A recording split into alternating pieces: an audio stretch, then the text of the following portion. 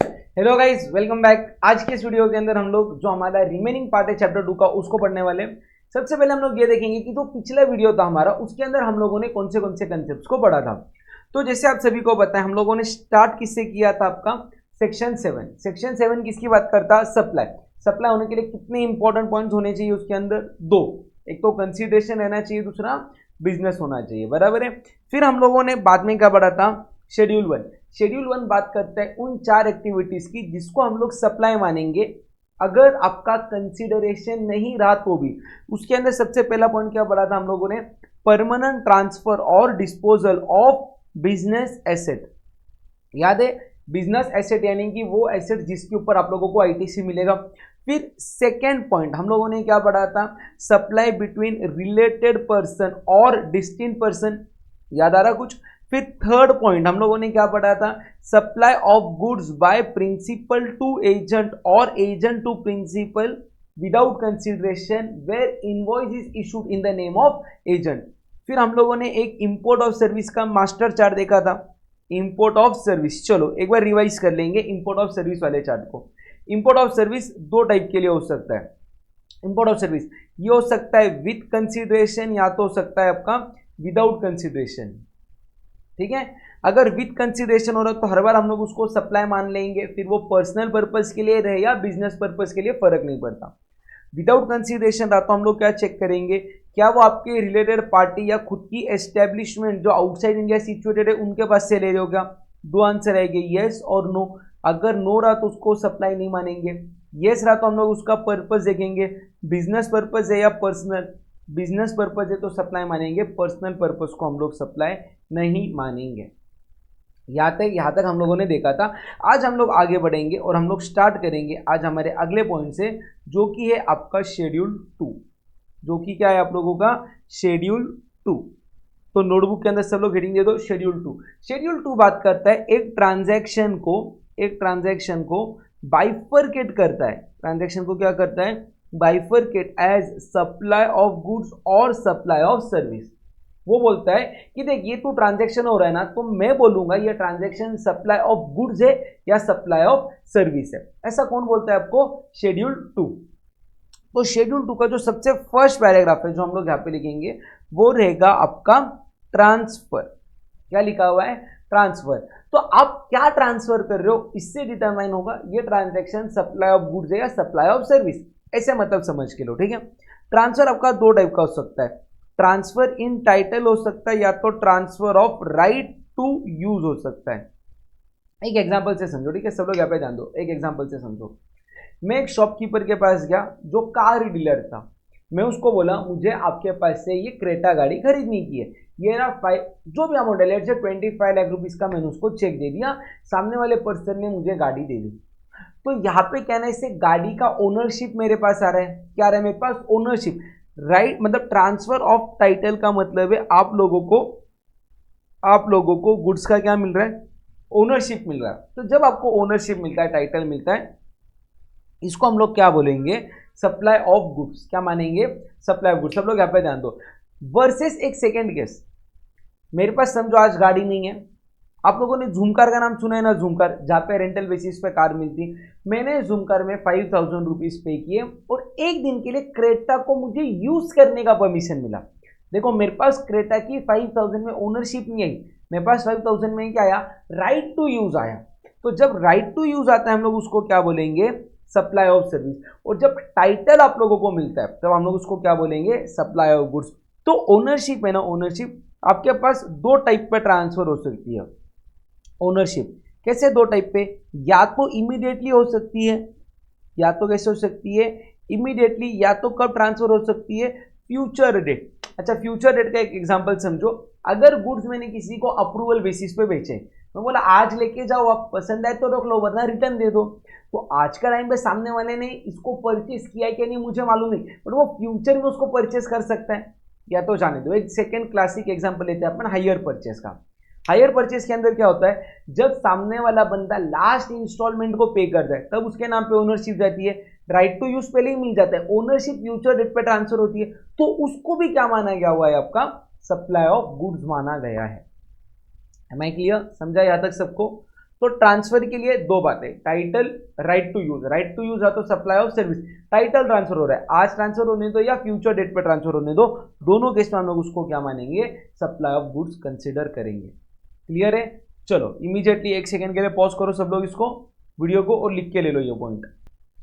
चलो हो गया लिख के। अभी शेड्यूल 2 का पैरा 2, शेड्यूल 2 का पैरा कौन सा पढ़ रहे हैं हम लोग, 2 पढ़ रहे हैं।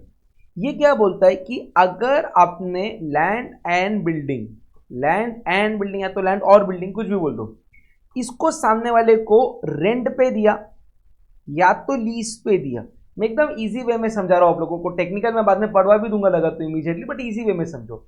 अगर आपने कोई भी पर्सन को आपका लैंड या बिल्डिंग को लीज या रेंट पे दिया, तो कहने से आपने उसको यहाँ पे ना ओनरशिप ट्रांसफर नहीं किया, आपने उसको ओनरशिप ट्रांसफर नहीं किया, आपने उसको क्या दिया हुआ है, राइट टू यूज। क्या दिया हुआ है, राइट टू यूज। तो ये चीज जो है, यानी कि जब लैंड एंड बिल्डिंग को आप लोगों ने किसी पर्सन को रेंट पे या लीज पे दिया, आप लोग उसको राइट टू यूज दे रहे हो, तो इसको आपका क्या बोला गया हुआ है, सप्लाई ऑफ सर्विस। क्या बोला गया हुआ है, सप्लाई ऑफ सर्विस। क्लियर है यहाँ तक? तो मान लो अगर कल जाके मैंने किसी पर्सन की फैक्ट्री को 10 ईयर्स के लिए लीज पे लिया, तो फैक्ट्री का 10 ईयर्स तक मेरे पास राइट टू यूज है, ओनरशिप नहीं आ रहा है, तो इसको हम लोग क्या मानेंगे, सप्लाई ऑफ सर्विस। क्या मानेंगे, सप्लाई ऑफ सर्विस। ठीक है, क्लियर है आप सबको? चलो थर्ड पॉइंट, थर्ड पॉइंट क्या बोलता है, थर्ड पॉइंट क्या बोलता है, देखो ध्यान से, supply of goods and services on other persons movable property, on other persons movable property. पहले ना इतना आप लोग लिख के ले लो, इसको क्या बोलेंगे, तो फिर मैं ना आप लोगों को इसका मतलब समझाता हूँ एक एग्जांपल के थ्रू, 2 मिनट में। इसको लिख के ले लो, ऐसा जो मैंने लिखा है ना, पहले उसको आप लोग लिख के ले लो, फिर एक एग्जाम्पल लेते हैं हम लोग इसका। वीडियो को पॉज करो, इमीडिएटली लिख के ले लो सब लोग।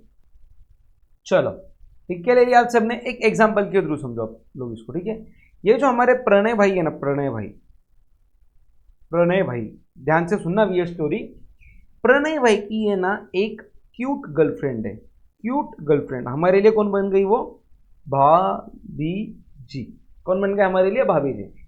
प्रणय भाई ने क्या सोचा, आज है ना मैं ये भाभी को, मतलब हमारी भाभी उनकी गर्लफ्रेंड को ना प्रपोज करने वाला हूँ। तो प्रणय को पता था कि ये जो गर्लफ्रेंड है ना प्रणय की, प्रणय भाई की, उसको है ना थार गाड़ी बहुत पसंद है। कौन सी गाड़ी बहुत पसंद है, थार गाड़ी बहुत पसंद है। तो प्रणय भाई ने क्या किया, एक एकदम डैशिंग ब्लैक कलर की थार ली, वो लेके गया यहाँ पे, और गर्लफ्रेंड को थार में से उतरा। सेम अपनी वो जन्नत मूवी में जैसे इमरान हाशमी ने क्या प्रपोज करता, रास्ते के बीच में गाड़ी लगाई, उतरा, प्रपोज कर दिया। ठीक है, प्रणय भाई को क्या लग रहा था, प्रणय भाई को भी मालूम था कि ये जो, इसको भी थोड़ा सा लाइकिंग है प्रणय भाई के बारे में, बट इसको कंफर्म नहीं था। तो कंफर्म करवाने के लिए वो क्या किया, जो उसकी फेवरेट गाड़ी है वो लेके गया, उसका फेवरेट शर्ट पहन के गया, मस्त परफ्यूम वगैरह मार के गया, सब किया। प्रणय भाई को लगा बस अभी ये हाँ बोल देगी और 2 महीने में शादी, 4 महीने में बच्चे, आई मीन जो भी टाइम है उसके अंदर बच्चे हो जाएंगे। इन्होंने ये गाड़ी को देख के सबसे पहले क्या बोला मालूम है क्या, यू, क्या बोला, यू, ब्लैक कलर की थार कौन लेता है, ब्लैक कलर की थार कौन लेता है। प्रणय भाई को समझ में ही नहीं आया, बोले मतलब, बोले अगर थार लेनी ही थी इंप्रेस करने के लिए तो पिंक कलर की लेते। कौन से कलर की थार लेते, पिंक कलर की थार लेते, तो मैं इंप्रेस होती। तो प्रणय भाई को तो टेंशन आ गया कि यार अभी तो बदलना पड़ेगा, गर्लफ्रेंड को नहीं बदलना पड़ेगा, गाड़ी को तो बदलना पड़ेगा, बट यार बहुत खर्चा हो गया। अभी पिंक कलर की थार वैसे भी आती नहीं, तो मैं करूँ तो करूँ क्या, इतनी बड़ी मुसीबत में मैं फंस गया हूँ इसके वजह से। इसके मतलब मुसीबत तो खुद नहीं पाली है ना, चलो जान दो अपने को क्या। तो प्रणय भाई के पास अभी 2 ऑप्शंस थे। प्रणय भाई के पास क्या थे अभी, 2 ऑप्शंस, या तो खुद पेंटिंग कर दो, खुद क्या कर दो, पेंटिंग है जो ब्लैक कलर है उसको किस में कन्वर्ट करा दो, पेंटिंग करके पिंक कलर में कन्वर्ट करा दो। बट भाई के पास ऑलरेडी इतने बिजी चलते, लेक्चर्स लेते, रिवीजन वीडियोस बनाते, यहाँ पे भी तो टाइम देना पड़ता है ना। तो उन्होंने क्या सोचा, एक कार वाले के पास गए, कार वाले के पास, और उसको क्या बोले मालूम है क्या, देख तू मेरी कार को ब्लैक कलर से कन्वर्ट करा के दे। कौन से कलर में, पिंक। तो अभी ये कार वाले ने क्या किया रहेगा, अपना कुछ लेबर लगाया रहेगा वो गाड़ी पे काम करने के लिए, प्लस जो कलर है, पेंट है, वो तो गुड्स है ना, पेंटिंग करने के लिए पेंट भी तो लगा रहेगा। तो यहाँ पे कार वाले ने क्या किया, पिंक कलर का पेंट भी दिया प्लस लेबर का सर्विस भी दिया प्रणय भाई के गाड़ी के ऊपर।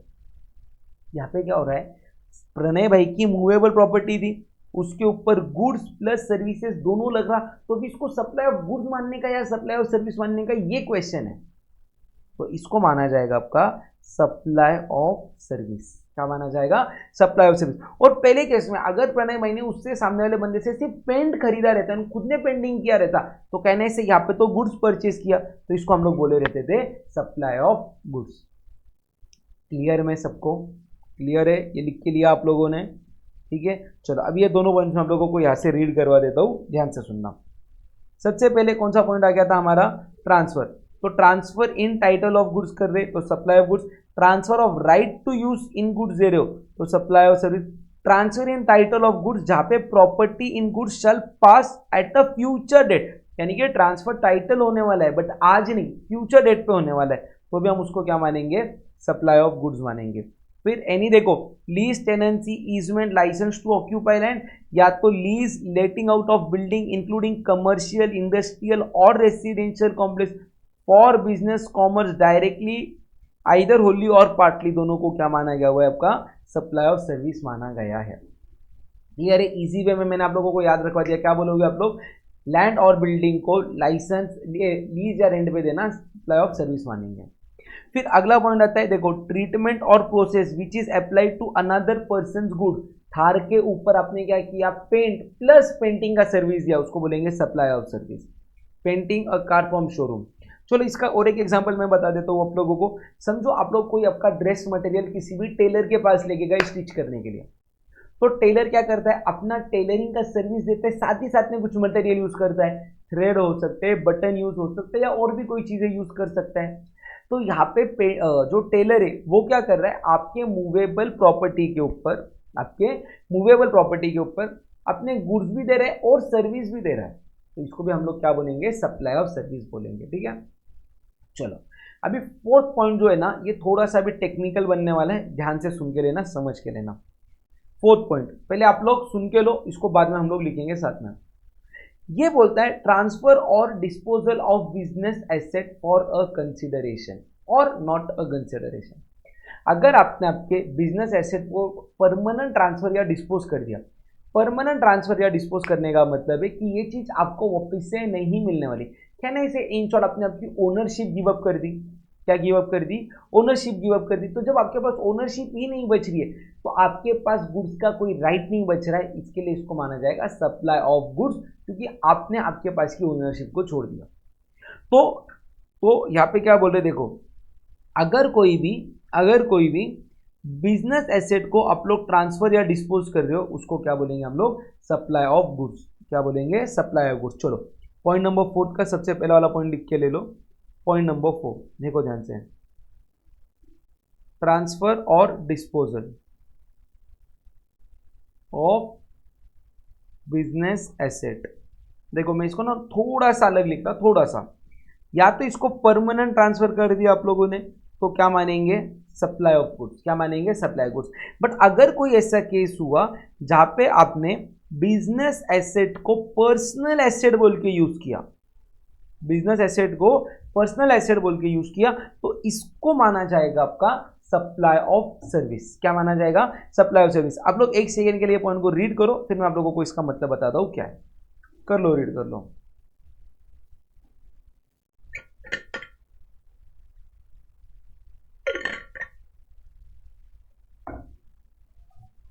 यार आप सबने एक एग्जांपल से समझो, ठीक है।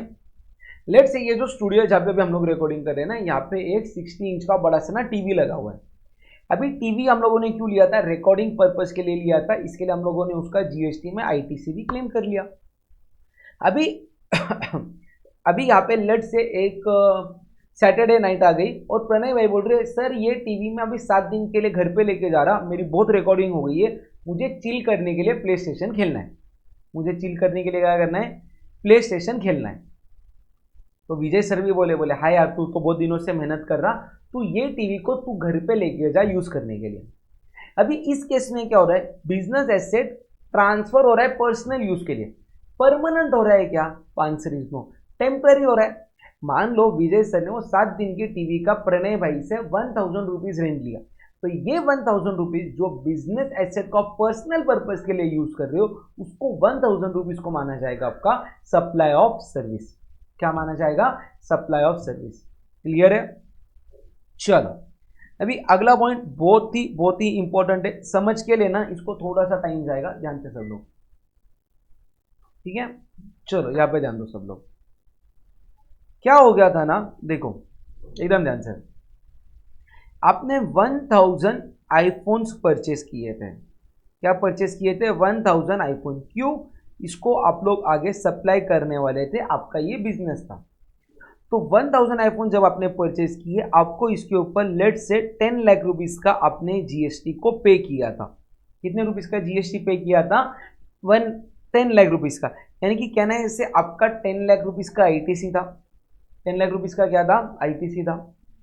आपने इसमें से ना 600 आईफोन को सेल सप्लाई कर दिया। 600 आईफोन्स को क्या कर दिया? सप्लाई कर दिया, कोई प्रॉब्लम नहीं। इसके ऊपर आपका जीएसटी का लायबिलिटी आया था पे करने का 10 लाख रुपीस। कितना आया था? 10 लाख, क्योंकि आपने ऑफकोर्स जितने में परचेस किया, सप्लाई थोड़े महंगे रेट पे किया, तो आपको 10 लाख रुपीस पेबल आ रहा था। तो आपने क्या किया? ये 10 लाख रुपीस का आईटीसी यहाँ पे 10 लाख रुपीस के लायबिलिटी के अगेंस्ट एडजस्ट कर दिया। तो अभी आपने आपके पॉकेट से लायबिलिटी 0 रुपीस का पे किया, और ये एडजस्ट होने के बाद में आपके पास आईटीसी भी कितना बचा था? 0 बचा था। बेसिक बात। मुझे बताओ गवर्नमेंट ने ये 10 लाख रुपीस का आईटीसी आपको क्यों यूज करने दिया था? क्योंकि आपने गवर्नमेंट को बोला था कि गवर्नमेंट ये मैं 1000 आईफोन को सप्लाई करने वाला हूं। 1000 आईफोन को क्या करूंगा? सप्लाई करूंगा, कस्टमर से टैक्स कलेक्ट करूंगा, जितना भी वैल्यू एडिशन है, जितने में मैंने परचेस किया या जितने में मैंने सप्लाई किया, जो भी वैल्यू ऐड कर रहा हूं मैं उतने अमाउंट के ऊपर आपको टैक्स पे करूंगा, मम्मी कसम पे करूंगा। गवर्नमेंट बोली थी ठीक है तो तू पूरा 10 लाख का आईटीसी क्लेम कर ले। अपने 600 मोबाइल फोन को बेचा भी, वैल्यू को ऐड किया, जिसकी वजह से 10 लाख का लायबिलिटी आया। यहां तक हो गई बात खत्म।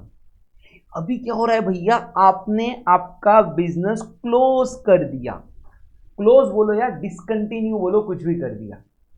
भी यहां पे देखा जाए टेक्निकली तो गवर्नमेंट के साथ चीटिंग हो गई। चीटिंग कैसे हुई?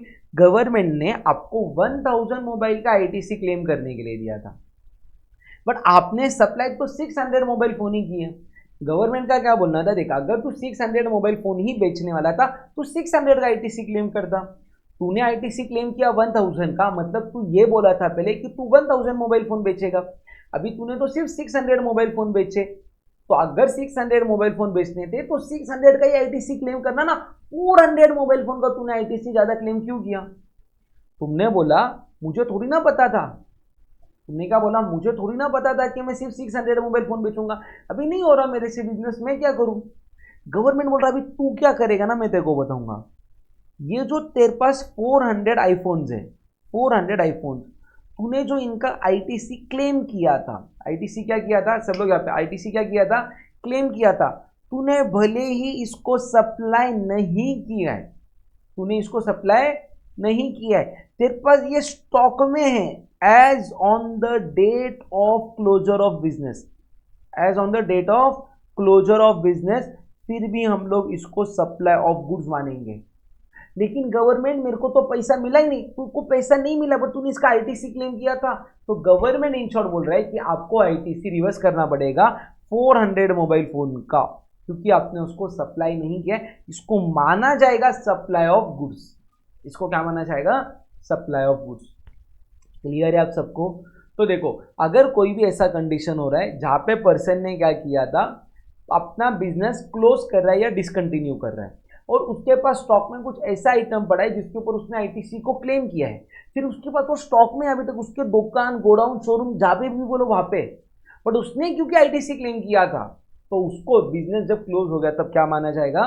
Supply of goods. क्या माना जाएगा?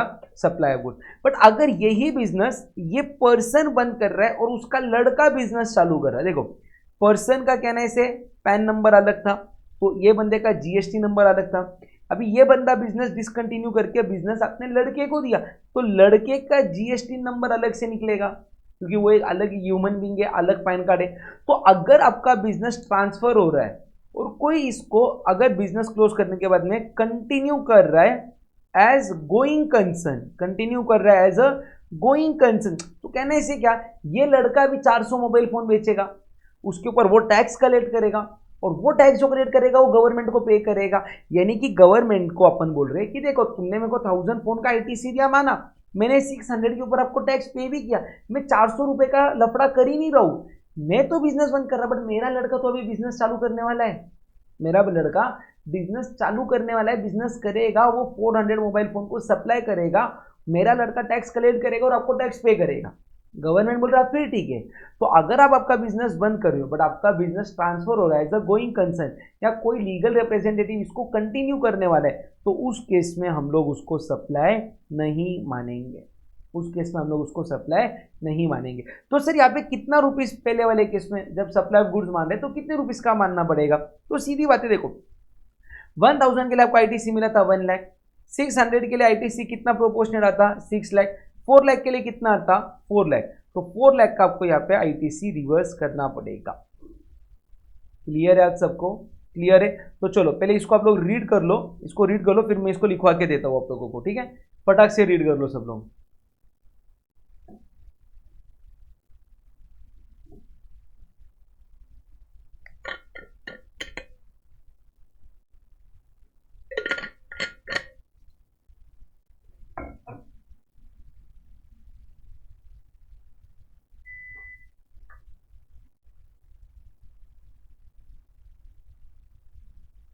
चलो पढ़ा आप लोगों ने, तो हम लोग यहां पे लिखेंगे हमारा अगला पॉइंट, देखो डिसकंटिन्यूएंस ऑफ बिजनेस बाय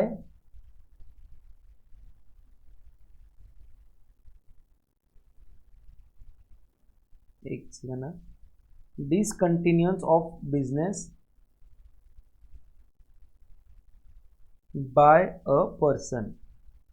तो पहला क्वेश्चन क्या पूछेंगे अपन, is business continued by legal representative और business transferred as going concern. तो इसके दो आंसर्स आएंगे, या तो आएगा यस, अगर यस आया तो हम लोग उसको सप्लाई नहीं मानेंगे, और अगर नो बोलता है तो क्या बोलेंगे हम लोग यहाँ पे, चलो ऐसे लिख दूँ क्या, एक काम करता हूँ, इसी को पूरा नीचे शिफ्ट कर देता हूँ।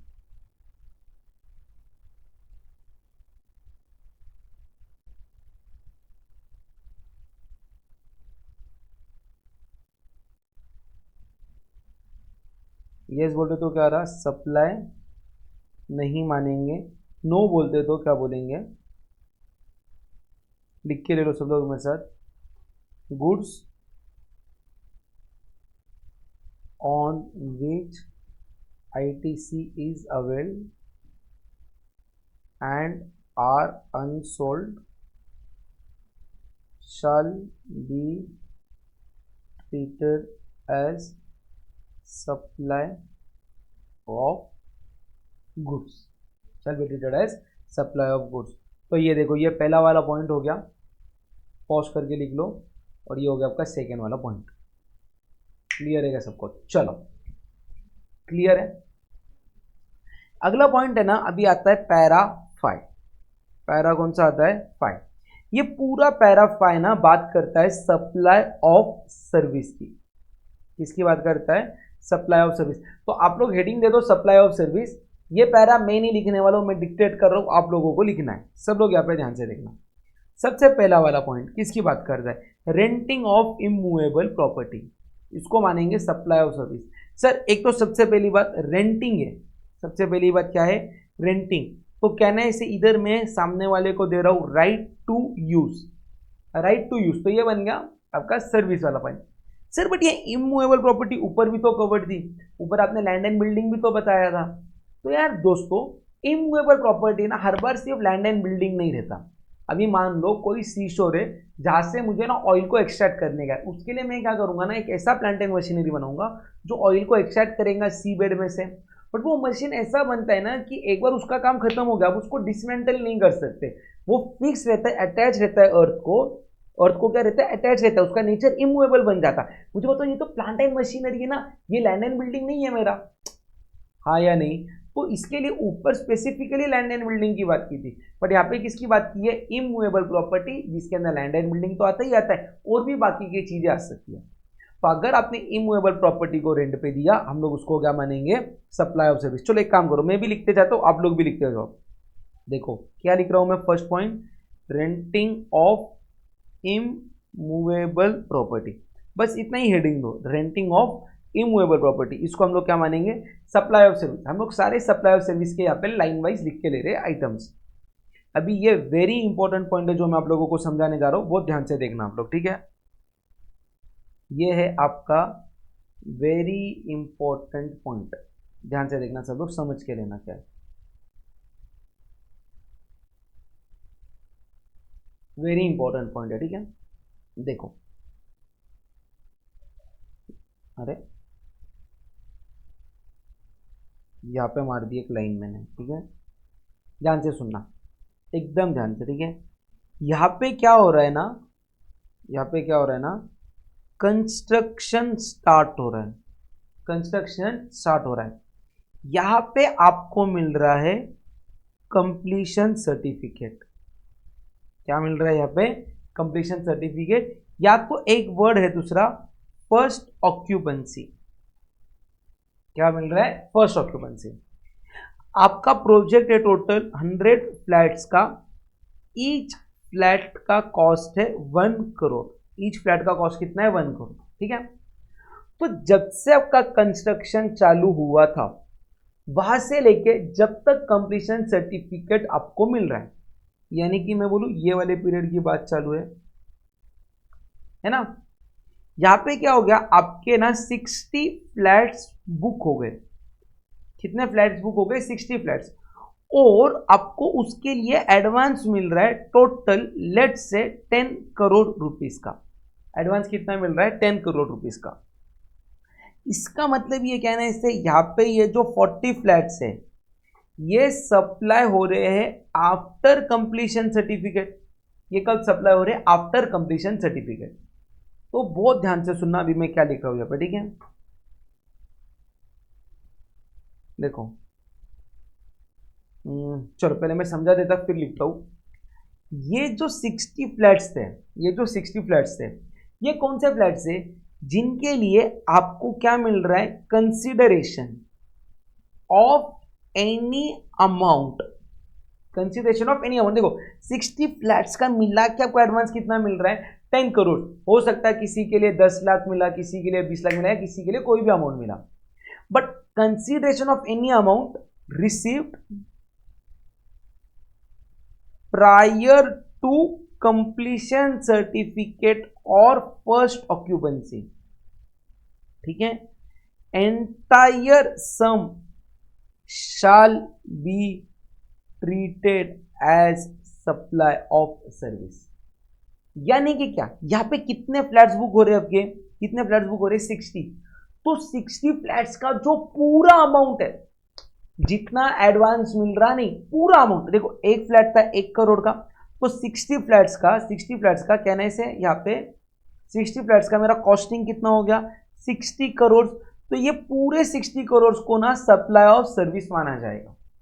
और ये जो फ्लैट्स है, इसको हम लोग शेड्यूल 3 में पढ़ेंगे, neither supply of goods nor supply of service, neither supply of goods nor supply of service, है ना।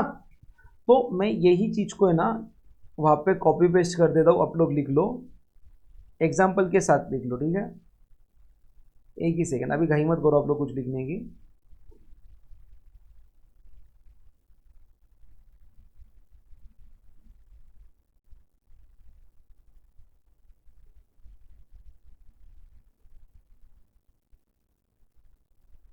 चलो इसको ना इसे एग्जाम्पल के साथ लिख लो, वीडियो को पॉज करके।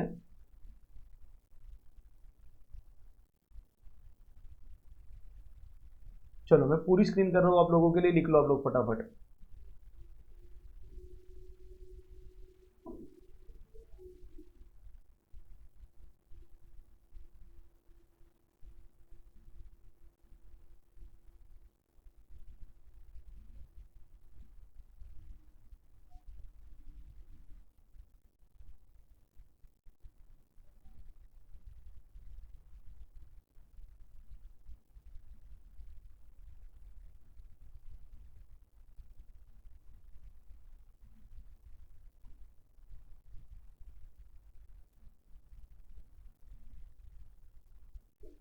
लिख रहे हो ना मेरे साथ सब लोग?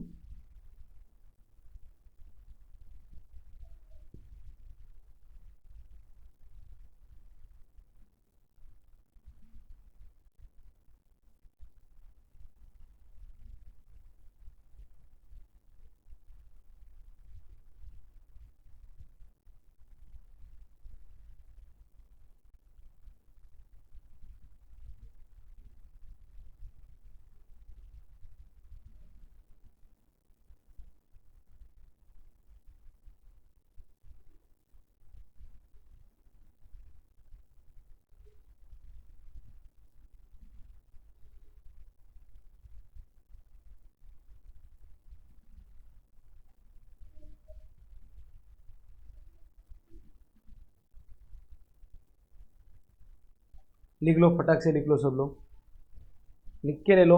वीडियो को पॉज करो, 1 मिनट का टाइम ले लो और लिख के ले लो। एग्जाम्पल को भी लिख के रखना है यहाँ पे। चलो ओके, हो गया लिख के सबका। यहाँ पे बढ़ेंगे अगले पॉइंट के ऊपर, ठीक है। पॉइंट नंबर 3, पॉइंट नंबर 3 क्या बात करता है कि देखो, पॉइंट नंबर 3 बोलता है अगर आपने कोई भी आपके इंटेलेक्चुअल प्रॉपर्टी राइट्स, कोई भी इंटेलेक्चुअल प्रॉपर्टी राइट, अच्छा इंटेलेक्चुअल प्रॉपर्टी राइट्स का क्या मतलब है, आपके ट्रेडमार्क हो गया, कॉपीराइट हो गया, पेटेंट हो गया, उसको परमिट कर रहे हो आप लोग सामने वाले को यूज करने के लिए। आप लोग ट्रेडमार्क को ट्रांसफर नहीं कर रहे हो, ट्रेडमार्क को यूज करने का परमिशन दे रहे हो, तो उसको क्या माना जाएगा, सप्लाई ऑफ सर्विस। तो इधर हम लोग अगला पॉइंट लिखेंगे, लिख दो third point, temporary transfer of intellectual property right, example patent और ट्रेडमार्क, ठीक है। फोर्थ पॉइंट आता है अगर आप लोग किसी के लिए डिजाइन कर रहे हो, डेवलप कर रहे हो, कस्टमाइज कर रहे हो कोई भी सॉफ्टवेयर, उसको भी हम लोग क्या मानेंगे, सप्लाई ऑफ सर्विस मानेंगे। देखो इसके अंदर बहुत सारे नाम दिए हुए, मैं एक बेसिक अंडरस्टैंडिंग के लिए 3-4 नाम लिख दिया, बोलो क्या क्या। अगर आप लोग डेवलप कर रहे हो, डिजाइन कर रहे हो, प्रोग्राम कर रहे हो, कस्टमाइज कर रहे हो, एडेप्ट कर रहे हो, अपग्रेड कर रहे हो, एनहांस कर रहे हो, इंप्लीमेंट कर रहे हो कोई भी इंफॉर्मेशन टेक्नोलॉजी का सॉफ्टवेयर, देखो आप लोगों ने सबने एक नाम सुना रहेगा, टैली। अगर मैंने as it is tally purchase किया तो मेरे को क्या मिल रहा है, प्रीपैक्ड सॉफ्टवेयर, अच्छा उसका लाइसेंस मिल रहा है यूज करने का, तो सप्लाई ऑफ सर्विस। बट अगर कोई भी एक ऑलरेडी सॉफ्टवेयर डेवलप था, उसकी मुझे ओनरशिप मिल गई, ऑलरेडी मेरे हिसाब से बना नहीं है वो, ऑलरेडी बना हुआ था, मुझे उसकी ओनरशिप मिल गई, तो सप्लाई ऑफ गुड्स। बट मान लो मैं कोई सॉफ्टवेयर बाय कर रहा हूँ, परचेस कर रहा हूँ, खरीद रहा हूँ, बट मैं सामने वाले पर्सन को क्या बोला, इसके अंदर मुझे मेरे हिसाब से मॉडिफिकेशंस करके दे। तो यहाँ पे मुझे वो सामने वाला बंदा सॉफ्टवेयर का ओनरशिप तो दे रहा है, बट वो मेरे हिसाब से उसको बना के दे रहा है। या तो कोई चेंजेस कर रहा रहेगा, या तो कोई नया सॉफ्टवेयर बना रहा रहेगा, या तो उसके अंदर मेरे पास एक है तो सॉफ्टवेयर, उसके अंदर कोई तो भी नया प्रोग्राम वगैरह डाल रहा रहेगा। तो ये चीज अगर मेरे हिसाब से हो रही है तो हम लोग उसको क्या मानेंगे, सप्लाई ऑफ सर्विस। क्या मानेंगे, सप्लाई ऑफ सर्विस। फिर अगला पॉइंट आता है फिफ्थ पॉइंट, जो कि बात करता है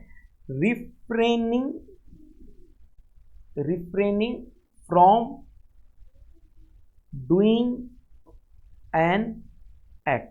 देखो क्या लिखा हुआ है, refraining from doing an act, refrain from doing an act। आपको याद है एक सीए के ऑफिस के बाजू में पान वाले का ऑफिस था, पान वाला बोला था मेरी कंप्लेन मत करना, सीए बोला था ओके मैं तेरी कंप्लेन नहीं करता। तो कुछ नहीं करना यानी कि कोई एक्ट को नहीं करना, उसको भी क्या माना जाता है, या तो कोई एक्ट को टॉलरेट करना, जैसे कि सीए ने पान वाले के बाहर की स्मोकिंग जो हो रही थी उसको टॉलरेट किया, तो इसको क्या माना जाता है आपका सप्लाई ऑफ सर्विस। ठीक है, रिफ्रेनिंग फ्रॉम एक्ट, या तो इधर लिख दो और टॉलरेटिंग एन एक्ट, और टॉलरेटिंग एन एक्ट और सिचुएशन, इसको भी क्या मानेंगे हम लोग सप्लाई ऑफ सर्विस मानेंगे। ठीक है, चलो फिर लास्ट वाला पॉइंट क्या बोलता है, एकदम जनरल पॉइंट बोलता है। देखो क्या बोलता है, transfer of right to use any goods for any purpose, एकदम जनरल रखा। कोई भी चीज को अगर आप रेंट पे देना चाहते हो, ऊपर इमूवेबल प्रॉपर्टी के बारे में स्पेसिफिकली बोला था, यहाँ पे क्या बोल रहे हैं, अगर आप सामने वाले को क्या कर रहे हो, ट्रांसफर कर रहे हो, क्या कर रहे हो, ट्रांसफर कर रहे हो, क्या ट्रांसफर कर रहे हो, right to use any goods, right to use any goods, उसको क्या माना जाएगा, सप्लाई ऑफ सर्विस माना जाएगा। तो पैरा 5 स्पेसिफिकली सिर्फ किसकी बात कर रहा था, सप्लाई ऑफ सर्विस। ठीक है, पैरा 5 हो गया सप्लाई ऑफ सर्विस का। आ जाओ अगले पैरा पे, very important para from exam point of view and real life point of view भी। पैरा 6 भी बात करता है सप्लाई ऑफ सर्विस की, पैरा 6 भी किसकी बात करता है, सिर्फ सप्लाई ऑफ सर्विस की। इसको समझ के लेंगे अपन ध्यान से,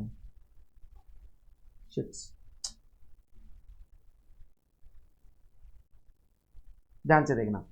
पैरा 6 क्या बोलता, पैरा 6 के अंदर आते हैं आपके दो clause, clause A, clause B. Clause A जो है वो बात करता है आपका वर्क्स कॉन्ट्रैक्ट की, इसकी बात करता है वर्क्स कॉन्ट्रैक्ट।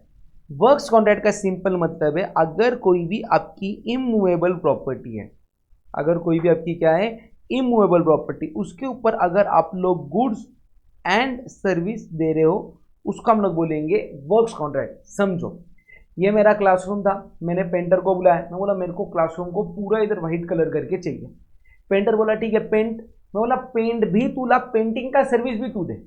देखो जॉब वर्क में क्या था, मूवेबल प्रॉपर्टी के ऊपर गुड्स एंड सर्विस लग रहे थे, बट वर्क्स कॉन्ट्रैक्ट में मैं उसको क्या बोलूँ, मेरे स्टूडियो में तू पेंट करके दे। तो यहाँ पे क्या हो रहा है ना, इमूवेबल प्रॉपर्टी पे गुड्स एंड सर्विसेज दोनों लग रहे, तो इसको बोलेंगे हम लोग वर्क्स कॉन्ट्रैक्ट। चलो दूसरा एग्जांपल, मेरी सामने जमीन पड़ी है, मैंने एक बंदे को लाया, बोला मेरे को यहाँ पे 5 फ्लोर की बिल्डिंग बना के दे, मटेरियल भी तू लाएगा, लेबर भी तू लाएगा। तो यहाँ पे क्या हो रहा है, इमूवेबल प्रॉपर्टी के लिए सामने वाला पर्सन गुड्स एंड सर्विसेज दोनों दे रहा है, इसको बोला जाता है वर्क्स कॉन्ट्रैक्ट। क्या बोला जाता है, वर्क्स कॉन्ट्रैक्ट। और वर्क्स कॉन्ट्रैक्ट को हम लोग क्या मानेंगे, सप्लाई ऑफ सर्विस। क्लियर है, समझा। चलो शेड्यूल 2 पैरा 6 क्लॉज भी बात करता है, सबसे बड़ा debatable point, restaurant services other than क्या, alcoholic liquor for human consumption, alcoholic liquor for human consumption. तो अगर अभी होटल में जाके खाना खा रहे, तो गवर्नमेंट ने क्लैरिफाई कर दिया है, जो खाना खा रहे हो तुम लोग रेस्टोरेंट की सर्विस ले रहे हो, रेस्टोरेंट की क्या ले रहे हो, सर्विस ले रहे हो। समझा आप सबको, क्लियर है। तो देखो इसके अंदर है ना, सबसे 2 इंपॉर्टेंट पैरा जो आप लोगों को याद रखने के ना, वो है शेड्यूल 2 पैरा 6 क्लॉज बी। देखो इसका रिलेवेंस आगे आने वाला है, इसको लाइटली लो मत, मेरे साथ सब लोग बोलो, शेड्यूल 2 पैरा 6 क्लॉज बी। कौन सा शेड्यूल, शेड्यूल 2 पैरा कौन सा, 6 क्लॉज कौन सा, बी। किसकी बात करता है, रेस्टोरेंट सर्विस। और schedule 2 para 5 clause B, schedule 2 para 5 clause B किसकी बात करता है, कंस्ट्रक्शन की। अगर कंप्लीशन सर्टिफिकेट के पहले एनी अमाउंट ऑफ कंसिडरेशन मिल रहा है, तो जो एंटायर वैल्यू है, एडवांस वाला नहीं, एंटायर वैल्यू, उसको क्या मानेंगे हम लोग, सप्लाई ऑफ सर्विस। ये वाला जो पैरा 6 है उसको लिख के ले लो आप लोग इमीडिएटली। चलो हो गया लिख के आप सबका, बढ़ेंगे आगे, लेट्स गो आगे। अभी आता है आप लोगों का शेड्यूल 3। कौन सा शेड्यूल आता है, शेड्यूल 3। शेड्यूल 3 किसकी बात करता है, तो शेड्यूल 3 बात करता है आपका नेगेटिव लिस्ट। शेड्यूल 3 किसकी बात करता है, नेगेटिव लिस्ट। किसकी बात करता है, नेगेटिव लिस्ट। नेगेटिव लिस्ट का मतलब है कि ये जो ट्रांजैक्शंस है, ये जो ट्रांजैक्शन है, उनको हम लोग नाइदर सप्लाई ऑफ गुड्स मानेंगे नॉर सप्लाई ऑफ सर्विस। ये ऐसे ट्रांजैक्शंस है जो कि neither supply of goods nor supply of service consider होंगे। कौन से ट्रांजैक्शंस है, क्या क्या इसके अंदर, एक एक करके पढ़ना स्टार्ट करेंगे। सबसे पहला पैरा, बात करता है supply by employee to employer in the course of employment. और ये वर्ड को ना समझ के लेना बहुत ज़्यादा ज़रूरी है, ये वाला इन द कोर्स ऑफ एम्प्लॉयमेंट।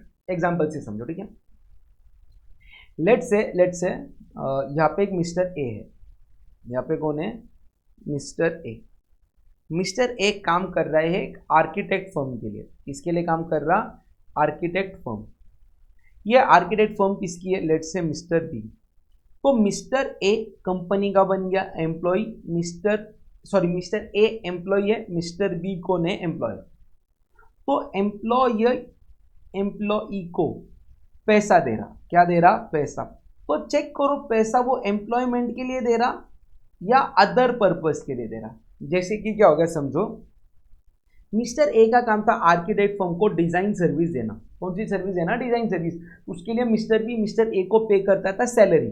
क्या पे करता था, सैलरी। अभी मिस्टर बी को एक बार है ना वास्तु रिलेटेड कोई सर्विस की जरूरत पड़ी थी। कौन से रिलेटेड, वास्तु। तो उसने मिस्टर ए को ना मुझे वास्तु की भी सर्विसेज दो ना आप। मिस्टर ए क्या बोला, मैं आपको वास्तु की सर्विस दे दूंगा, बट हमारा जो कॉन्ट्रैक्ट हुआ है वो किसके लिए हुआ है, डिजाइनिंग सर्विस के लिए।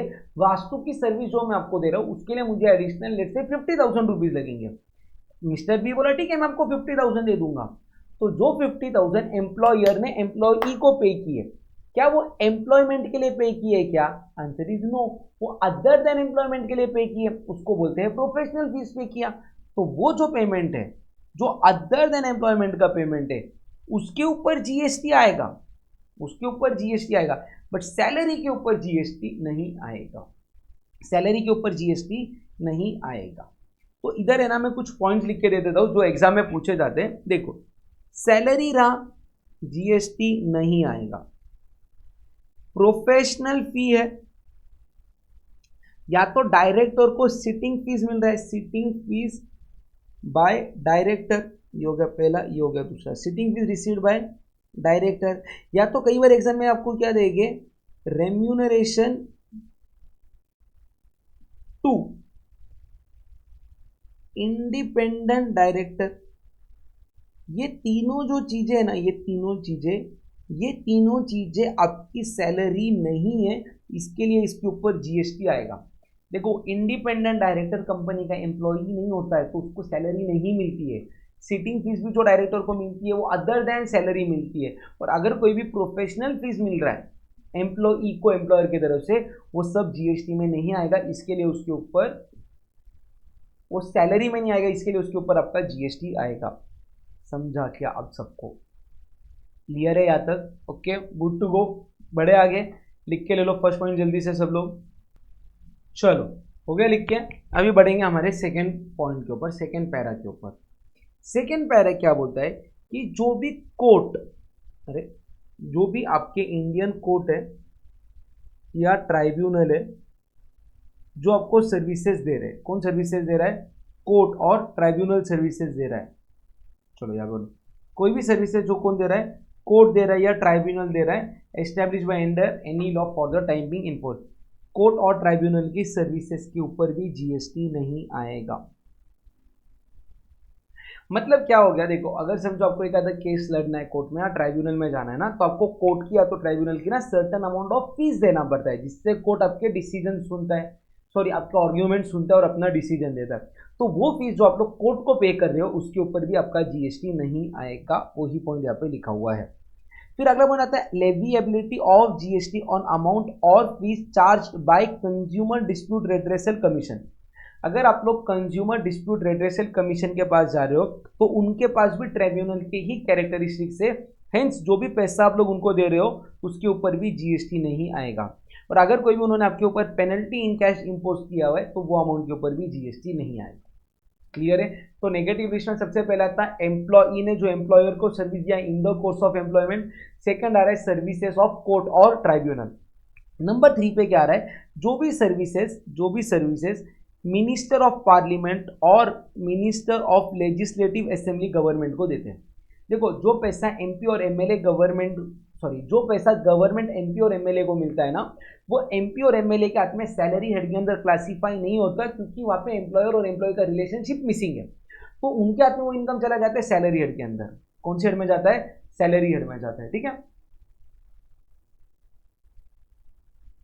बट उसके ऊपर भी आपका जीएसटी लेविएबल नहीं होगा। एक मिनट, कुछ तो गलत हो गया बोलने में, थोड़ा सा यहाँ पे डिस्टर्बेंस हो गया था, ध्यान से देखना। यहाँ पे एमपी है और आपके कौन है? एमएलए। इनको क्या मिल रहा है? कंसिडरेशन। इनको क्या मिल रहा है?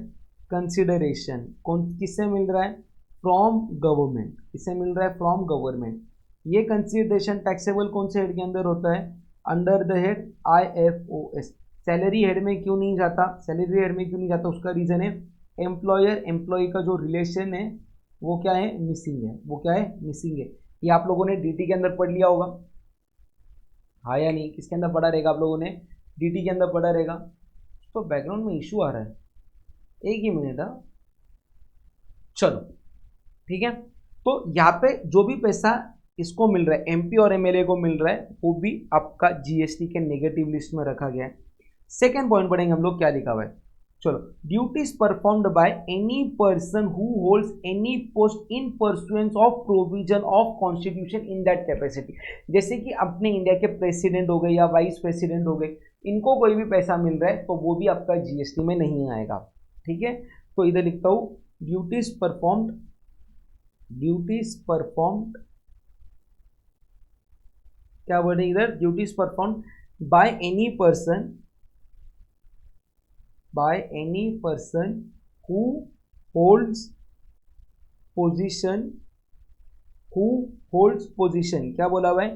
in pursuance of provision of constitution, who holds position in pursuance of provision of constitution। और लास्ट में एक पॉइंट आता है कि देखो, अगर कोई भी एक ऐसा चेयरपर्सन है या मेंबर है एक ऐसी बॉडी का जिसको एस्टेब्लिश किया सेंट्रल गवर्नमेंट ने और स्टेट गवर्नमेंट ने और लोकल अथॉरिटी ने, and who is not deemed as employ before the commencement of this clause. आपको सबको सीबीडीटी का फुल फॉर्म मालूम है, central board of direct tax. अगर central board of direct tax का एक चेयरपर्सन है तो वो चेयरपर्सन को भी जो रेम्यूनरेशन मिलेगा, वो चेयरपर्सन को जो भी रेम्यूनरेशन मिलेगा वो भी आपका जीएसटी से एग्जेम्प्ट किया गया है, ठीक है। तो इधर मैं से लिखता हूं रेम्यूनरेशन टू चेयरपर्सन और member who is not an employ of such body established, such body as established by government। इससे आप लोगों को समझ में आ जाएगा। एग्जाम्पल इधर लिख देना, let's say president of CBDT, ठीक है। इधर एग्जाम्पल लिख देना प्रेसिडेंट ऑफ इंडिया। ये हो गया आपका कौन सा नंबर? पैरा 3 कंप्लीट हो गया है। अभी आते हैं हम लोग पैरा 4 पे। इस पे आते हैं अभी हम लोग पैरा 4। पैरा 4 किसकी बात करता हूं? देखो, जब भी आपकी डेथ हो जाती है तो हर एक इंडिया में इतने अलग अलग रिलीजन है कि सबके हिसाब से लास्ट रिचुअल्स अलग होती है। तो इधर क्या बोलते हैं देखो, ब्यूरियल, क्रेमेटोरियम, मॉर्चुरी, एक आधा वर्ड मिस ना कर दूं मैं, एक सेकेंड ना, फ्यूनरल, यानी कि जो आपके डेथ होने के बाद में जो लास्ट रिचुअल्स वाले सर्विसेज रहते हैं वो, including transportation of diseased, including क्या बोल रहे हैं यहाँ पे? Transportation of diseased person. कोई भी फ्यूनरल, ब्यूरल, क्रेमेटोरियम, मोर्टोरी, यानी कि लास्ट रिचुअल के अगर आप लोग सर्विसेज दे रहे हो इंक्लूडिंग ट्रांसपोर्टेशन ऑफ डिजीज, उसको हम लोग क्या मानेंगे? सप्लाई ऑफ सर्विस मानेंगे। क्या मानेंगे उसको? सप्लाई सर्विस नहीं मानेंगे, सप्लाई ऑफ गुड्स भी नहीं मानेंगे उसको, neither supply of goods not supply of service मानेंगे। क्लियर है आप सबको? चलो पैरा 5 ध्यान से देखना, पैरा 5 किसकी बात करता हूं? पैरा 5 किसकी बात करता है? Land and building. इसकी बात करता है लैंड एंड बिल्डिंग। आप लैंड को कभी भी सप्लाई करो, ये नाइदर सप्लाई ऑफ गुड्स है नॉर सप्लाई ऑफ सर्विस है। बट अगर बिल्डिंग का आपको एंटायर कंसिडरेशन, चलो मैं ना इजी वे में और एक चार्ट बनाया था, building is any consideration received prior to completion certificate और फर्स्ट ऑक्यूपेंसी, ऐसा क्वेश्चन पूछेंगे। इसके दो आंसर आएंगे, यस नो। अगर यस आता है तो हम लोग उसको सप्लाई मानेंगे। किसके हिसाब से मानेंगे, तो थोड़ी देर पहले हमने पढ़ा था schedule 2 para B, schedule two clause 5, sorry para 5 clause B. और अगर आपको entire amount of consideration completion certificate के बाद में मिल रहा है तो हम लोग उसको नाइदर सप्लाई ऑफ गुड्स मानेंगे नॉर सप्लाई ऑफ सर्विस मानेंगे। किसके हिसाब से, schedule 3 para 5, schedule 3 para 5। Clear है। तो लैंड को अगर आप लोग ट्रांसफर कर रहे हो, लैंड को एज इट इज ट्रांसफर करो, या तो उधर ड्रेनेज लाइन डालो, सेवरेजेस का ठीक ये कर दो, कोई भी पाइपलाइन डालो, डेवलप करो, कुछ भी करो, लेवलिंग करो, बेच रहे तो लैंड होना, तो उसको neither supply of goods nor supply of service मानोगे। बट अगर बिल्डिंग, फ्लैट, कोई भी अपार्टमेंट बेच रहे हो तो अगर any amount of consideration completion certificate तक मिल रहा है तो सप्लाई ऑफ गुड्स मानो, सप्लाई ऑफ सर्विस मानो। एंटायर अमाउंट ऑफ कंसिडरेशन आपको कंप्लीशन सर्टिफिकेट के बाद में मिल रहा है तो उसको neither supply of goods nor supply of service मानेंगे। क्लियर है। फिर आता है आप लोगों का पैरा 6। कौन सा पैरा आता है, पैरा 6। पैरा 6 बात करता है, आप लोग सब दे रहे हो एक्शनेबल क्लेम। क्या सप्लाई कर रहे हो, एक्शनेबल क्लेम। एक्शनेबल क्लेम है ना भैया, आपके दो टाइप के रह सकते हैं, एक तो रहेगा स्पेसिफाइड एक्शनेबल क्लेम, दूसरे रहेंगे आपके अदर्स। स्पेसिफाइड एक्शनेबल क्लेम के अंदर क्या आता है, देखो, betting, gambling, horse racing, lottery, online gaming. क्या आता है आपका, betting, gambling, horse racing, online gaming. इसको है ना, इसको सप्लाई ऑफ गुड्स माना गया है, इसको सप्लाई ऑफ गुड्स माना गया है। बट अगर कोई भी अदर एक्शनेबल क्लेम है आपके, जैसे कि इंश्योरेंस रिसिट, जैसे कि क्या है, इंश्योरेंस रिसिट, दूसरा आ गया आपके पास कोई भी bill of exchange, bill of exchange, तो ये अदर एक्शनेबल क्लेम को neither supply of goods nor supply of service मानेंगे। तो एक्शनेबल क्लेम दो टाइप के, या तो रहेगा आपका स्पेसिफाइड या तो रहेगा अदर्स। स्पेसिफाइड के अंदर क्या क्या आते हैं, lottery, betting, gambling, horse racing या ऑनलाइन गेमिंग, इसको सप्लाई ऑफ गुड्स मानेंगे। अदर एक्शनेबल क्लेम को neither supply of goods nor supply of service मानेंगे। क्लियर है। फिर आता है आपका लास्ट, नहीं सॉरी लास्ट नहीं, second last para, para 7। Para 7 किसकी बात कर रहा है, देखो, supply of goods from a place in non-taxable territory to another place in non-taxable territory without such goods entering into India। देखो ध्यान से, इधर एक पर्सन था इंडिया का, उसने यूएसए वाले पर्सन को बोला मुझे 1000 आईफोन चाहिए, यूएस वाला बोला ठीक है मैं दे देता हूँ। तभी उसको ऑस्ट्रेलिया से एक ऑर्डर आ रहा, कहाँ से ऑर्डर आ रहा, ऑस्ट्रेलिया से, इंडिया वाले बंदे को, वो बोला 1000 आईफोन दे। तो इंडियन पर्सन ने यूएसए वाले पर्सन को क्या बोल दिया, तू सीधा इसका शिपिंग ऑस्ट्रेलिया में कर दे, तू सीधा शिपिंग किधर कर दे, ऑस्ट्रेलिया में। तो देखो इंडियन पर्सन ने गुड्स को बेचा नॉन टैक्सेबल टेरिटरी से दूसरे नॉन टैक्सेबल टेरिटरी में, और गुड्स तो आपके इंडिया में आई ही नहीं। तो इस ट्रांजैक्शन पे इसको, यानी कि जो ऑस्ट्रेलिया वाला बंदा इंडियन वाले पर्सन को पैसा देगा उसके ऊपर जीएसटी नहीं आएगा। ठीक है, तो मैं इधर अगला पॉइंट लिख देता हूँ, supply from non-taxable territory to non-taxable territory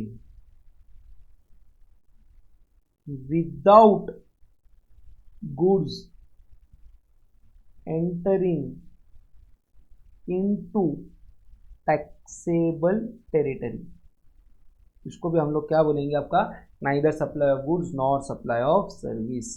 clear है, लिख के ले लो सब लोग ये वाला पॉइंट। चलो अभी अगला पैरा है ना, पैरा 8, उसके ना दो पॉइंट्स हैं, मैं ना दोनों को मर्ज करके यहाँ पे आपके अंडरस्टैंडिंग के लिए लिख देता हूँ, फिर इसका मतलब समझाता हूँ मैं आपको। Supply of imported goods before clearance for home consumption. Imported के बाजू में एक वर्ड लिख देते हैं अपन, कौन सा वर्ड लिखेंगे, एक minute,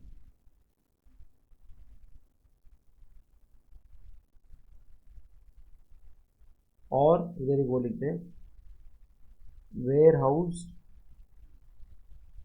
goods before clearance for home consumption. क्या हो गया देखो, ये है आपका इंडिया और लेट से यहाँ तक आपके टेरिटोरियल वाटर्स। यहाँ से यूएसए से एक शिप निकली है, हमारे शिप को पहिए इंडिया में गुड्स को लेके आने के लिए। तो यहाँ पे ना गुड्स कहीं तो भी ऑन द वे थे। इंडिया में एक पर्सन था महाराष्ट्र में, उसने ये गुड्स को ट्रांसफर कर दिया गुजरात वाले पर्सन को। इस ट्रांजैक्शन को बोला जाता है आपका हाई सी सेल ट्रांजैक्शन। क्या बोला जाता है?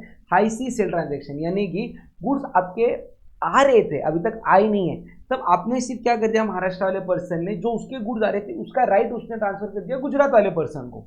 यानी कि अभी यहाँ पे गुड्स को क्लियर करना वगैरह वो सारा रिस्पॉन्सिबिलिटी गुजरात वाले पर्सन का बन जाएगा। तो ये जो हाई सी सेल ट्रांजैक्शन है, इसको भी हम लोग neither supply of goods nor supply of service consider करेंगे। थोड़ा सा एग्जांपल को चेंज कर लेते हैं। लेट्स से गुड्स महाराष्ट्र में आ गए, महाराष्ट्र वाले बंदे ने ही मंगाए थे, और गुड्स है ना यहाँ पे अभी तक वेयर हाउस में है। कहाँ पे है? Warehouse. देखो, जब गुड्स इंपोर्ट होते हैं ना, आपको उसके ऊपर इंपोर्ट ड्यूटी का पेमेंट करना पड़ता है, फिर ही आपके गुड्स क्लियर हो गए होम कंजम्पशन के लिए, यानी कि आप उसको यूज कर सकते हो। Due to any reason Maharashtra वाले बंदे ने ना कस्टम ड्यूटी अभी तक पे नहीं किया था, तो उसको ना बॉन्डेड वेयर हाउस के अंदर स्टोर करके रखे थे गुड्स को। गुड्स अभी तक होम कंजम्पशन के लिए क्लियर नहीं हुए, फिर जब गुड्स अपने वेयर हाउस में पड़े थे, तब महाराष्ट्र वाले बंदे ने गुजरात वाले बंदे को ये गुड्स को सप्लाई कर दिया। तो इस केस में भी आपका ये ट्रांजैक्शन को neither supply of goods nor supply of service मानेंगे, यानी कि इस ट्रांजैक्शन के ऊपर भी जीएसटी नहीं आएगा। Am I clear? बढ़ू आगे। चलो, ये वाला वो पॉइंट था, इसको लिख लो फटाक से आप लोग सब एक सेकेंड में, फिर हम लोग बढ़ेंगे हमारे अगले पॉइंट की तरफ। चलो डन। शेड्यूल 2 हो गया हमारा, शेड्यूल 3 भी हम लोगों ने यहाँ पे अभी देख लिया है। अभी अगला पॉइंट आता है नॉन सप्लाई, जो गवर्नमेंट ने नोटिफिकेशन के थ्रू बताई गई है। एक नोटिफिकेशन आया था 14/2017, डेट को याद रखने की जरूरत नहीं है। ये बेसिकली क्या बोलता कि अगर कोई भी activity in relation to function है जो पंचायत को दी है अंडर आर्टिकल 243G ऑफ अपना कॉन्स्टिट्यूशन, या कोई भी म्यूनसिपैलिटी को अंडर 243W दी गई है अंडर कॉन्स्टिट्यूशन, उसको भी neither supply of goods nor supply of service मानेंगे। ठीक है, तो activities in relation to panchayat और म्यूनसिपैलिटी फंक्शन, तो इधर अपन हेडिंग दे देंगे। क्या हेडिंग दूंगा मैं?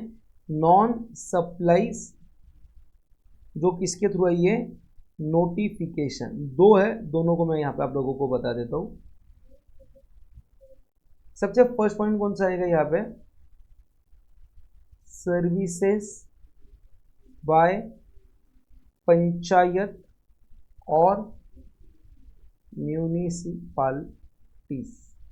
पंचायत और म्यूनिसिपालिटीज हो गया पहला पॉइंट। दूसरा पॉइंट बहुत ध्यान से समझ के लेना, एक एग्जांपल के थ्रू समझो। ठीक है, यहाँ पे ना मेरी एक फैक्ट्री है, यहाँ पे मेरी एक फैक्ट्री है। किधर है फैक्ट्री? हैदराबाद। और यहाँ पे मेरी एक दूसरी मेरा ही खुद का वर्कशॉप है। किधर है ये? गुजरात। मुझे बताओ जीएसटी में सबसे पहले कितने रजिस्ट्रेशन चाहिए? एक चाहिए या दो चाहिए? तो आंसर इज दो। ठीक है, यहाँ पे है मेरी एक फैक्ट्री, यहाँ पे भी मेरी एक क्या है? फैक्ट्री है। या तो इधर मेरा वेयर हाउस बोल लो, या तो कुछ भी नाम दे दो, मेरा ये एक यूनिट है। अभी क्या हो गया, ये फैक्ट्री से ना मेरी एक गाड़ी निकल रही है, एक गाड़ी निकल रही है जिसके अंदर है ना सारे क्या है? Spare parts. क्या है? सारे स्पेयर पार्ट्स। ये गाड़ी क्या करेगी? यहाँ पे आएगी गुजरात में, मेरे फैक्ट्री में जो रिपेयरिंग का काम करना है वो करेगी। और अगर मेरे कोई क्लाइंट गुजरात में है, वो अपना सारा सामान इधर गुजरात के फैक्ट्री में लेके आएगी, मैं उनको वहाँ पे रिपेयर्स का सर्विस दूंगा। तो ये हैदराबाद फैक्ट्री से मेरे ही दूसरे पर्सन को मेरा कन्वेयंस जा रहा है। क्या जा रहा है? कन्वेयंस। और साथ ही साथ में क्या जा रहा है? रिपेयरिंग का मटेरियल। क्या जा रहा है? रिपेयरिंग का मटेरियल। देखो, शेड्यूल 1 पैरा 2 क्या बोलता था? अगर सप्लाई बिटवीन रिलेटेड पर्सन हो रहा है और डिस्टिंक्ट पर्सन हो रहा है, इवन इफ नो कंसिडरेशन, हम लोग उसको सप्लाई मानेंगे। बट भैया यहाँ पे एक गवर्नमेंट ने एक नोटिफिकेशन के थ्रू एक इसको एक्सेप्शन दिया गया है कि अगर कोई भी कन्वेयंस या कोई भी रिपेयरिंग का मटेरियल एक डिस्टिंक्ट पर्सन से दूसरे डिस्टिंक्ट पर्सन के पास जा रहा है, उसको सप्लाई नहीं माना जाएगा। बट हाँ, यहाँ पे जो भी रिपेयरिंग हुआ है, जो भी रिपेयरिंग हुआ है और जो भी मटेरियल लगा है, उसको सप्लाई कंसिडर करना, उसको सप्लाई कंसीडर करना। एग्जाम्पल के थ्रू समझो। यहाँ पे स्पेयर पार्ट में था ऑयल। कितना ऑयल था? Let's say 100 litre. यहाँ पे जब गुजरात में के फैक्ट्री में मेरी वो गाड़ी गई है रिपेयरिंग का काम करवाने के लिए, यहाँ पे 20 लीटर का ऑयल लग रहा है। 20 लीटर का क्या लग रहा है? इंजन ऑयल लग रहा है। तो इस केस में ये 100 लीटर का जब ऑयल जा रहा है, हम लोग उसको सप्लाई ऑफ गुड्स या सप्लाई ऑफ सर्विस नहीं मानेंगे, बट रिपेयरिंग के लिए यहाँ पे ऑयल कितना यूज हुआ है? 20 लीटर का ऑयल यूज हुआ है। तो ये 20 लीटर के ऑयल को हम लोग क्या मान लेंगे? सप्लाई मानेंगे। क्या मानेंगे? सप्लाई। पढ़ो भला, यही पॉइंट यहाँ पे लिखा हुआ है। देखो, अगर कोई भी इंटरस्टेट मूवमेंट हो रहा है of any various modes of convenience between distinct person, train, bus, truck, tanker, trailer, vessel, container, aircraft, जिसके अंदर गुड्स कैरी हो रहे हैं या रिपेयरिंग के लिए जा रहा है, उसको सप्लाई नहीं माना जाएगा। बट वहाँ पे जो भी रिपेयर्स एंड मेंटेनेंस हुआ है उसके ऊपर जीएसटी आएगा। तो यहाँ पे मैं क्या लिख लूंगा, देखो ध्यान से,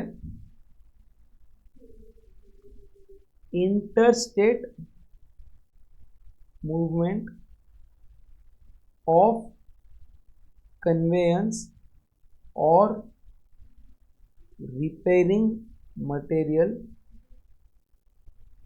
बिटवीन डिस्टिंक्ट पर्सन। अच्छा, ये नोटिफिकेशन क्या बोलता? Non supply. अच्छा, वो लिखा है हम लोगों ने, ठीक है। बट यहाँ पे एक पॉइंट लिखेंगे, but material used for repairing shall be treated as supply। Clear आप लोगों को? क्लियर है तो लिख के ले लो ये दोनों पॉइंट्स फटक से, जल्दी से लिख के ले लो सब। चलो डन।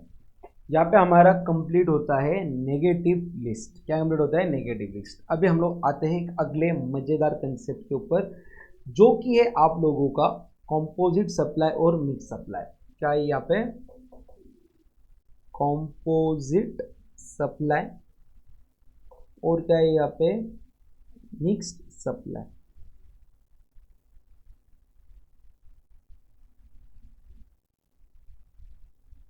देखो, जब भी आपका सप्लाई ऑफ 2 और मोर जीएसबी हो रहा है, सप्लाई ऑफ 2 और मोर जीएसबी, जो कि है आपका नेचुरली बंडल्ड सप्लाई कर रहे हो इसको in conjunction to each other in ordinary course of business. In ordinary course of business में साथ में लिखते चलो सब लोग, of which one is principal supply. पहले लिखते चलो, फिर मैं इसका मतलब समझाऊंगा। देखो, कंपोजिट सप्लाई क्या बोल रहे हैं? आप लोग 2 और मोर जीएसबी को बेच दो, ठीक है, जो कि नेचुरली बंडल्ड है, ठीक है, एक दूसरे के साथ बेच रहे हो इन कंजंक्शन, यानी कि एक दूसरे के साथ, ठीक है। ऑर्डिनरी कोर्स में सब ऐसा काम करते हैं, ठीक है, जिसमें का एक प्रिंसिपल सप्लाई, ठीक है। सर एग्जांपल दो, देखो ध्यान से, आप लोग लैपटॉप परचेस करने के लिए जाते हो, उसके साथ चार्जर आपको मिलता है, चार्जर आपको मिलता है। सर मोबाइल परचेस करने जाते हो, बैटरी उसके साथ आती है। फिर होटल बुक कर रहे हो तो कॉम्प्लीमेंट्री ब्रेकफास्ट उसके साथ मिलता है इन ऑर्डिनरी कोर्स ऑफ बिजनेस। तो यहाँ पे क्या हो रहा है? मोबाइल और बैटरी का एग्जांपल लेते हैं। लेट से आप लोग मोबाइल परचेस करने गए और मोबाइल के साथ बैटरी भी आती है, और मोबाइल का अगर मैं जीएसटी की रेट की बात करूँ तो 18% है, वेरेज बैटरी की बात करूँ तो रेट है 28%। तो यहाँ पे क्या हो रहा है? आपके पास 2 और मोर जीएसबी आ रहे हैं। या तो जान दो, मोबाइल के साथ चार्जर की बात कर लो, मोबाइल के ऊपर जीएसटी है 18%, अज्यूम कर लो चार्जर के ऊपर रेट है 28%। तो अभी यहाँ पे आपने क्या किया? आपने मोबाइल परचेस किया बट चार्जर भी मिला, तो रेट लगाने का कौन सा? ये सबसे बड़ा क्वेश्चन है। तो फर्स्ट थिंग, क्या ये सप्लाई कंपोजिट है या मिक्स सप्लाई, उसको आइडेंटिफाई करो। अगर 2 और मोर जीएसबी दे रहे हो जो नेचुरली बंडल्ड है, देखो मोबाइल के साथ चार्जर आना नेचुरली बंडल्ड है, यानी ऑर्डिनरीली सब बेचते है ना, जिसमें एक प्रिंसिपल कंपोनेंट है। अभी आप मोबाइल खरीदने गए थे या चार्जर खरीदने गए थे? तो आंसर इज आप लोग मोबाइल खरीदने गए थे। अरे हाँ या नहीं? तो इस केस में अपन ये सप्लाई को बोलेंगे कंपोजिट सप्लाई। जीएसटी का क्या रेट लगेगा मैं 2 मिनट बाद बताता हूँ आपको। वेयर एज मैं बात करूंगा अगर अभी मिक्स सप्लाई की, तो मिक्स सप्लाई में भी क्या आता है आपका? देखो, सप्लाई ऑफ 2 और मोर जीएसबी फॉर सिंगल प्राइस, जो कि नेचुरली बंडल्ड नहीं है, नेचुरली बंडल नहीं है, और वो कंपोजिट सप्लाई भी नहीं है। कॉम्पोजिट सप्लाई भी नहीं है, उसको हम लोग बोलेंगे मिक्स सप्लाई। एग्जाम्पल से समझ के लो। 2-3 दिन पहले की बात है, क्या हो गई, ये जो अपने प्रणय सर है ना, प्रणय सर है ना, शाम को एक बड़ा सा गिफ्ट हैम्पर लेके आए थे। मोना सर ये गिफ्ट हैम्पर क्यों? बोले मुझे मेरी गर्लफ्रेंड को देना है। मोना सर गिफ्ट हैम्पर तो बहुत बढ़िया है, कहाँ से लिया? सर बोले मैं आर्चिज में गया, आर्चिज में जाने के बाद में मैंने सामने देखा एक गिफ्ट हैम्पर बना हुआ था। मोना सर बताओ ना इसके अंदर क्या क्या है? तो उसके अंदर एक परफ्यूम था, एक परफ्यूम था, एक लिपस्टिक थी, तो लड़कियों के ऐसे कुछ तो भी 3-4 कॉस्मेटिक आइटम्स थे, परफ्यूम हो गया, कुछ कॉस्मेटिक आइटम और पर्स था। यहाँ पे देखो क्या हो रहा है, लिपस्टिक है, कॉस्मेटिक परफ्यूम है, कॉस्मेटिक आइटम्स है और पर्स है, यानी कि 2 और मोर प्रोडक्ट है। हाँ, उसका क्या मैंने सर ये आपने कितने में लिया? बोले सर ये पूरा सेट आया 12,000 रुपीज का। तो यहाँ पे कि पूरे सेट की कॉस्ट कितना है? 12,000। इंडिविजुअल आइटम का प्राइस मालूम नहीं, पूरे सेट का प्राइस कितना लिखा गया था? 12,000। अभी उसके अंदर हो सकता है परफ्यूम के ऊपर जीएसटी हो 5%, कॉस्मेटिक आइटम के ऊपर 28% हो, पर्स के ऊपर 18% हो। आपको रेट मालूम नहीं है, आपने तो एक सिंगल प्राइस दिया है और मुझे बताइए नेचुरली बंडल डेटा। तो आंसर इज नो। इसको तो वो आर्चिज वाले ने वैसे बना के रखा था ना, अगर ये दूसरे शॉप में लेने के लिए जाते तो ये गिफ्ट हैम्पर मिलना जरूरी नहीं है, सेम रहता है सब जगह पे। इसको मॉडिफाइड हैम्पर उन्होंने सामने वाले ने रखा था। तो अगर कोई ऐसा 2 और मोर जीएसबी आपको साथ में मिल रहा है जो नेचुरली बंडल नहीं है और कॉम्पोजिट सप्लाई भी नहीं है, तो उसको हम लोग बोलेंगे मिक्स सप्लाई। और एक एग्जांपल देता हूं मैं आप लोगों को, ठीक है। लेट से हम लोग गोवा जा रहे घूमने के लिए और गोवा में होटल का बुकिंग किया। सब होटल में मुझे मिल रहा था स्टे प्लस ब्रेकफास्ट, पर अगर मैंने सिर्फ उसका बुकिंग किया स्टे प्लस ब्रेकफास्ट का, कहना ये सही है कॉम्पोजिट सप्लाई, क्योंकि 2 और मोर जीएसबी आ रहा। देखो स्टे के साथ ब्रेकफास्ट मिलना यानी कि रेस्टोरेंट का सर्विस मिलना, 2 और मोर जीएसबी आ गया, नेचुरली बंडल सब जगह पे मिलता, ऑर्डिनरी कोर्स ऑफ बिजनेस में दे रहे, तो इसको हम लोग मानेंगे कॉम्पोजिट सप्लाई। बट अगर मैं वहां पे गया और एक ही होटल में ये फैसिलिटी थी, एक ही होटल, जनरली वहां पे कोई नहीं बेच रहा, ऑर्डिनरी कोर्स ऑफ बिजनेस में नहीं है, वो होटल ने क्या किया, होटल का स्टे दिया, साथ में ब्रेकफास्ट दिया और साथ में वाटर स्पोर्ट्स का भी पैकेज इंक्लूड करके दिया उसके अंदर। तो यहाँ पे 3 सर्विस हो रही, स्टे का आ रहा, फूड का आ रहा और वाटर स्पोर्ट्स भी आ रहे। तो यहाँ पे 2 और मोर जीएसबी आ गया, बट ये नेचुरली बंडल नहीं है, कॉम्पोजिट सप्लाई भी नहीं है, और उसका अगर मैंने सिंगल प्राइस दिया तो वो टैक्स रेट वो क्या माना जाएगा, मिक्स सप्लाई। तो सर ये हम लोग क्यों पढ़ रहे हैं? तो ये जो कॉम्पोजिट सप्लाई है ना, इसके ऊपर जीएसटी लगेगा at the rate of principal goods. किसके रेट से लगेगा? Principal goods. मोबाइल और चार्जर साथ में मिला, मोबाइल के रेट से मिलेगा। होटल में अकोमोडेशन बुक कर रहे, आपको ब्रेकफास्ट फ्री मिला, तो जो अकोमोडेशन का जीएसटी रेट है उसके हिसाब से आपको यहाँ पे टैक्स लगेगा। बट मिक्स सप्लाई में आपको जीएसटी लगेगा एट हाईएस्ट रेट। कौन से रेट से लगेगा आपका जीएसटी? Highest rate. अगर मैंने अकोमोडेशन बुक किया, लेट से जीएसटी था 12%, रेस्टोरेंट का खाना था जीएसटी था 5% और वाटर स्पोर्ट्स थे 28% से, तो जितना भी मैं सम पे करूंगा एंटायर अमाउंट पे रेट कितना लगेगा? 28% रेट लगेगा। क्लियर है? समझा आप सबको? डन? ओके सर, अभी मेरे को ना ये एक एग्जाम्पल बोल रहा हूँ मैं आप लोगों को, इसका रेट क्या लगेगा वो बताओ, सोचना एक मिनट और रेट बताना। एक एग्जाम्पल है, ठीक है। मैं यहाँ से गया विजय सेल्स, कहाँ पे गया? विजय सेल्स। मैंने वहाँ से टीवी लिया जिसका कॉस्ट था 60,000। मैंने वहाँ से एक एसी लिया जिसका कॉस्ट था 60,000 और लेट से एक वॉशिंग मशीन ली जिसका कॉस्ट था 60,000। टोटल बिल हो गया 1,80,000। इसके ऊपर जीएसटी था 12%, इस पे जीएसटी था 18%, इस पे जीएसटी था 28%। मैंने शॉपकीपर को पे किए 1,50,000। बताओ 1,50,000 पे जीएसटी क्या परसेंटेज से लगेगा? 1 मिनट का टाइम है सबके पास सोचने के लिए, जल्दी से सोच लो सब लोग। 1 मिनट का टाइम है, सोचो फटाक से, जीएसटी क्या परसेंटेज से लगना चाहिए?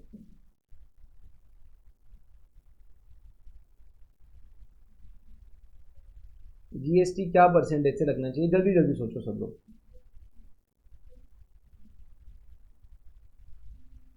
क्या परसेंटेज से लगना चाहिए? ठीक है, यहाँ पे ध्यान से अगर आप लोग देखोगे तो ये 1,50,000 का है ना, कोई कॉम्बो वहां पे था नहीं। ये तो मैंने 3 इंडिविजुअल आइटम को बाय किए जिसका प्राइस 180 हुआ। अच्छा मुझे ये नहीं चाहिए रहता तो कहना से प्राइस 120 रहता। तो यहाँ पे ना ये जो सप्लाई, ये आपका 2 और मोर जीएसबी का सप्लाई नहीं है, ये आपके इंडिविजुअल सप्लाई हो रहे, सिर्फ आप उसको 30,000 रुपीज का डिस्काउंट ले रहे हो, उससे 30,000 का क्या ले रहे हो? डिस्काउंट। देखो प्रणय सर के एग्जाम्पल में वहां पे गिफ्ट हैम्पर बना था, उनके पास चॉइस नहीं था कौन से आइटम्स को लेना है कौन से आइटम्स को नहीं लेना। तो वो सप्लाई मिक्स सप्लाई में क्यों जाता है, क्योंकि सिंगल प्राइस में आपको इतने आइटम्स को डेफिनेटली लेना था। बट ये वाले एग्जाम में हम लोग, ये वाले एग्जाम्पल में हम लोग चूज कर रहे हैं हमें कौन से आइटम्स चाहिए। तो ये जो एग्जाम्पल है ना, ये neither composite supply nor mix supply, ये सप्लाई ऑफ इंडिविजुअल आइटम, इसका सप्लाई इंडिविजुअल आइटम का। तो देखो, जब एक चीज का कॉस्ट 60,000 था एंड टोटल 180 था, तो जब उसका टोटल 150 है तो हमें इसको प्रोपोर्शनेट बेसिस पे अमाउंट को अपोर्शन करना पड़ेगा, जो कि आएगा 50,000 ईच, और ये इंडिविजुअल आइटम के ऊपर ये जीएसटी लगेगा। Am I clear? समझा क्या? चलो समझा है तो इतना एक पॉइंट है, इसको रीड कर लो फटक से सब लोग। देखो यही सब हम लोगों ने लिखा है क्या? चलो वही सारे पॉइंट्स है जो हम लोगों ने देखे हुए। खाली आप लोग अभी क्या कर दोगे, बुक के अंदर ऐड कर दोगे, यहाँ पे जो आपके पास कंटेंट बुक है ना, कॉम्पोजिट सप्लाई पे लिख दो tax at the rate of principal supply, और मिक्स सप्लाई के ऊपर क्या लिख दोगे, tax at the rate of, किसके ऊपर टैक्स होगा, ये हाईएस्ट परसेंटेज। ठीक है, ये हो गया आपका chapter number 2 complete. I hope मजा आया रहेगा आप सभी को ये चैप्टर पढ़ने के अंदर। इस वीडियो के अंदर हम लोगों ने सिर्फ कंटेंट वाला पॉइंट रखा है, अगले वीडियो के अंदर जो भी आपके सप्लाई उसके सारे क्वेश्चन आंसर्स का हम लोग करने वाले हैं राइटिंग प्रैक्टिस। तो see you guys in next video. Video पसंद आए तो लाइक शेयर सब्सक्राइब जरूर कर देना चैनल को। अपने फ्रेंड्स जिनका सीएमए इंटर का अटेम्प्ट है प्लीज उनके साथ ये वीडियो को भी शेयर जरूर करना। That's it for the day guys, see you all in next video, bye bye.